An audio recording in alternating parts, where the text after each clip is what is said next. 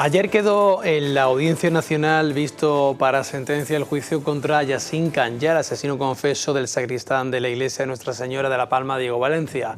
La última sesión del juicio se ha centrado en la exposición de conclusiones por parte de la defensa, que ha pedido la eximente completa por el estado mental del acusado en el momento de los hechos. Según la defensa, Canyar sufría una esquizofrenia paranoide que le impedía distinguir entre el bien y el mal y sostiene que no hubo finalidad terrorista. Ha solicitado que sea internado en un centro especializado y no en una prisión. La Fiscalía, en cambio, solicita para él 50 años de cárcel. Emilio Miró es el fiscal de la Audiencia Nacional. Emilio Miró, ¿qué tal? Muy buenas tardes. Buenas tardes. Emilio, ¿qué balance hace del juicio una vez que ha quedado ya visto para sentencia? Bueno, pues efectivamente, después de varios días, el balance es que se pudo reconstruir en el acto de juicio cómo ocurrieron los hechos, la secuencia, los hechos que tuvieron lugar en la iglesia de San Isidro, en la iglesia de La Palma, en la plaza, y se pudo examinar las pruebas que se centraban en los puntos fundamentales del juicio, como era, en primer lugar, el estado mental del acusado, de Yacine Canyar, y en segundo lugar, si los hechos son o no constitutivos de un delito de terrorismo, que son las cuestiones que se discutían en juicio. Se practicó toda la prueba y ahora el trabajo es para los magistrados del tribunal, que deben dictar sentencia y resolver en la sentencia las cuestiones fundamentales que se plantearon.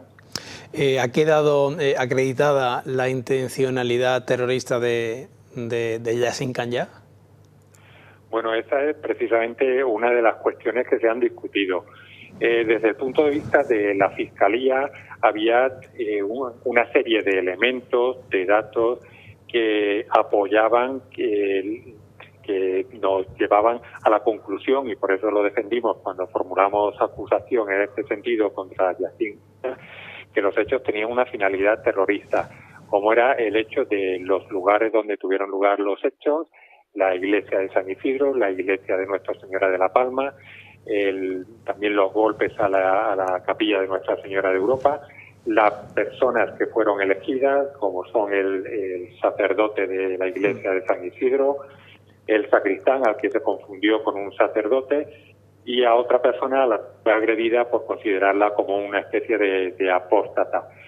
Había otros datos que apoyaban esta tesis, como es el hecho de que el acusado hubiese frecuentado páginas de una religiosidad extrema, de radicales, de clérigos radicales, que apoyaban una radicalización del acusado y que eligió precisamente los hechos que quería cometer con una finalidad concreta que se adapta perfectamente a lo que es la finalidad terrorista, y por eso hemos defendido la acusación por un delito de terrorismo. Esa cuestión tiene resuelta en la sentencia. ¿Cómo valora la estrategia, en este caso, de la defensa, que ha insistido, en este caso, en la enfermedad mental del acusado como eximente completa?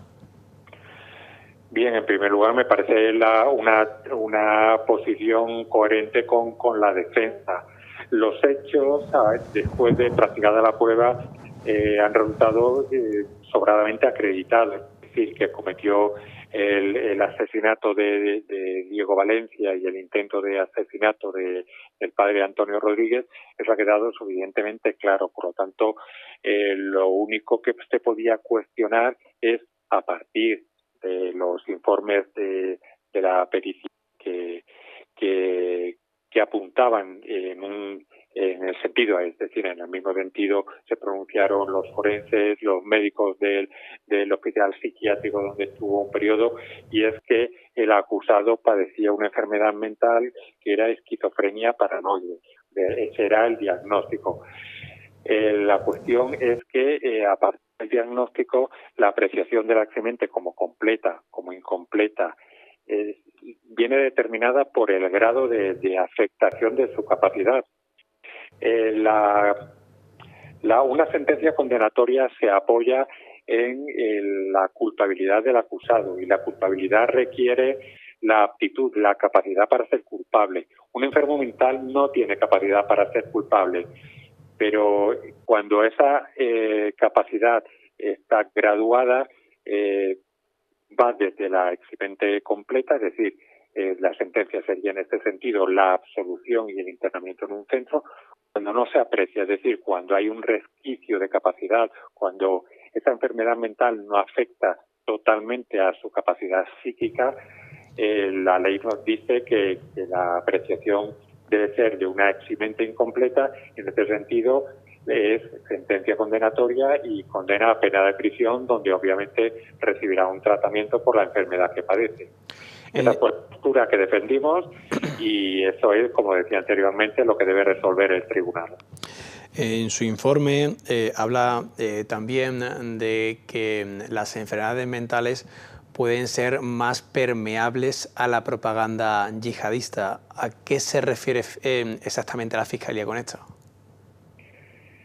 Bueno, eso fue una cuestión que hemos apreciado en otros hechos no tan graves como este, evidentemente, en el que una persona que padece una enfermedad mental, a su vez se puede ver afectado por la influencia de la propaganda que actualmente se lanza desde organizaciones terroristas a través de redes sociales. Y en segundo lugar, una persona que inicia un proceso de radicalización también se sitúa en una posición en que la que puede verse afectado por una enfermedad mental. Es decir, que sí observamos que las personas que padecen trastornos mentales son más proclives a recibir propaganda y a la comisión de delitos no tan graves como este, pero delitos que se encuadran dentro de lo que se considera terrorismo, como puede ser el autoadoctrinamiento, el enaltecimiento, es decir, otro tipo de actividades. Eso es lo que queríamos poner de manifiesto y fue algunas cuestiones que apuntaron algunos de los peritos en el acto del juicio. Emilio, sobre la posible motivación yihadista, quiero volver al tema. Usted, sostenéis desde Fiscalía que hubo una clara intencionalidad ideológica, intencionalidad religiosa en los ataques, ya que fue contra personas vinculadas a la Iglesia y no contra otros ciudadanos. Si el tribunal acepta este planteamiento, ¿qué tipo de condena y cumplimiento efectivo podría esperarse para Yassin Khanjá? Bien, es que son dos cuestiones. En primer lugar, si se califican los hechos como terrorismo. Para eso se tiene que razonar, motivar y apoyarse en la prueba que se practicó en el acto de juicio, que la finalidad era terrorista. En este sentido, se calificarían los hechos como un delito de terrorismo.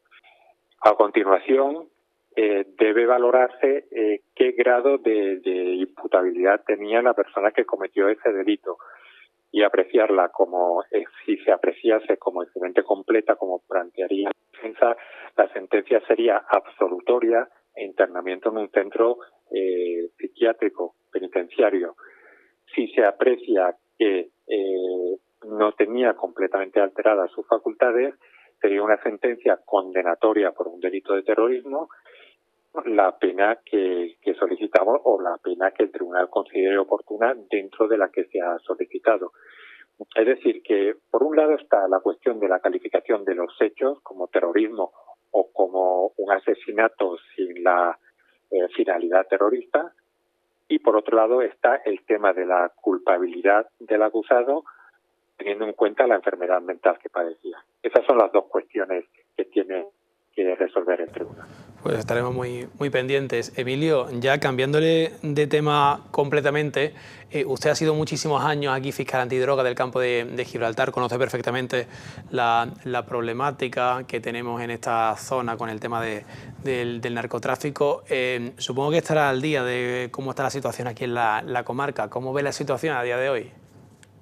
Bien, yo efectivamente estuve desde el año 2001 hasta el año 2017 en la Fiscalía de Área de Algeciras y estuve como delegado de la Fiscalía Antidroga.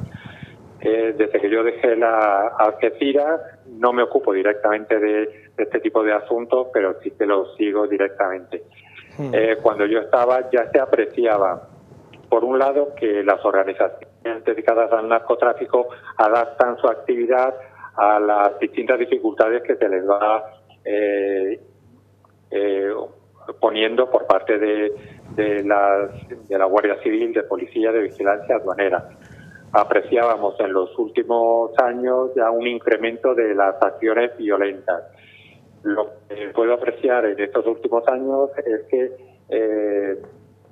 se mantiene la demanda de este tipo de sustancias, teniendo en cuenta que el estrecho de Gibraltar es un punto estratégico. Las organizaciones dedicadas al narcotráfico siguen manteniendo como punto de introducción en Europa el hachís y la cocaína a través del puerto de Algeciras, y que se adaptan perfectamente a las dificultades que se les va imponiendo. El juicio que podría decirle. Efectivamente, he observado los hechos, la gravedad de los hechos, como fue la muerte de los 2 agentes de la Guardia Civil el año pasado, incremento de la peligrosidad de estas organizaciones. Pues Emilio Miró, muchísimas gracias, fiscal, Audiencia Nacional, muchísimas gracias por este ratito y ya hablaremos cuando conozcamos la sentencia. Muchísimas gracias. Encantado y muchísimas gracias a ustedes.